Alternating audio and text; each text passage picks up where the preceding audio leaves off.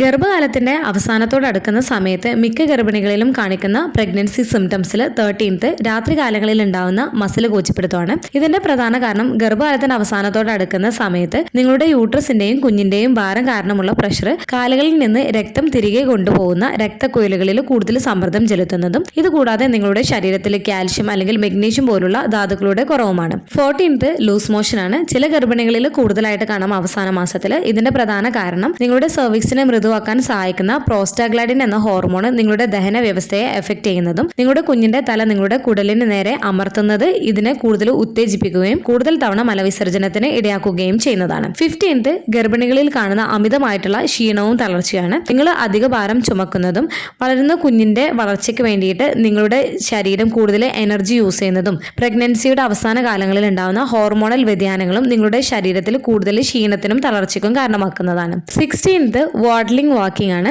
ഗർഭധാരണ ഹോർമോണുകൾ പ്രസവത്തിന് തയ്യാറെടുക്കാൻ നിങ്ങളെ സന്ധികളെയും ലിഗമെന്റുകളെയും ലൂസാക്കുന്നത് നിങ്ങളുടെ കുഞ്ഞിന്റെ തല ഇടുപ്പിലേക്ക് താഴ്ന്നിറങ്ങുന്നതിന് സഹായിക്കുകയും ഇങ്ങനെ നമ്മുടെ കുഞ്ഞിന്റെ തല താഴ്ന്നിറങ്ങുന്ന സമയത്ത് ഗർഭിണികളിൽ അവരുടെ നടത്തത്തിൽ ഉണ്ടാവുന്ന ചേഞ്ചസ് പെട്ടെന്ന് തന്നെ ശ്രദ്ധേയമായേക്കാം. പ്രത്യേകിച്ച് ഈ ഒരു സമയത്ത് ഗർഭിണികൾ നടക്കുന്നത് ഡെക്ക് വാക്കിംഗ് പോലെ അല്ലെങ്കിൽ ഒരു പെൻഗ്വിനൊക്കെ നടക്കുന്ന രീതിയിലായിരിക്കും അവർ നടക്കുകയും ചെയ്യുന്നത്. 17th ഗർഭാവസ്ഥയുടെ അവസാന മാസത്തിൽ ഗർഭിണിയുടെ കഴുത്ത്, കക്ഷം, തൊടയുടെ എടുക്കലുള്ള സ്കിന്നിന്റെ ഏരിയ കുറച്ച് ഇരുണ്ടതായിട്ട് മാറുന്നത് നിങ്ങളുടെ ശ്രദ്ധയിൽപ്പെട്ടേക്കാം. ഇതിന്റെ പ്രധാന കാരണം ഗർഭാവസ്ഥയിൽ ഉണ്ടാവുന്ന ഈസ്ട്രോജൻ, പ്രൊജസ്ട്രോൺ തുടങ്ങിയ ഹോർമോണുകളുടെ ഉയർന്ന അളവ് ഇത് നിങ്ങളുടെ ചർമ്മത്തിന് നിറം നൽകുന്ന പിഗ്മെന്റ് ആയിട്ടുള്ള മെലാനിന്റെ അളവ് വർദ്ധിക്കുന്നതിന് കാരണമാവുകയും ഈ അധിക മെലാനിന് ചില ഭാഗങ്ങൾ നിങ്ങളുടെ ഇരുണ്ടതാക്കുന്നതിന് കാരണമാവുകയും ചെയ്യുന്നതാണ്. ഇത് സാധാരണ നിലയിൽ നിങ്ങളുടെ പ്രസവശേഷം നിങ്ങളുടെ ഹോർമോൺ എല്ലാം ബാക്ക് ടു നോർമലിലേക്ക് ആവുന്ന സമയത്ത് നിങ്ങളുടെ സ്കിന്നിന്റെ നോർമൽ കളറിലേക്ക് വരികയും ചെയ്യുന്നതാണ്.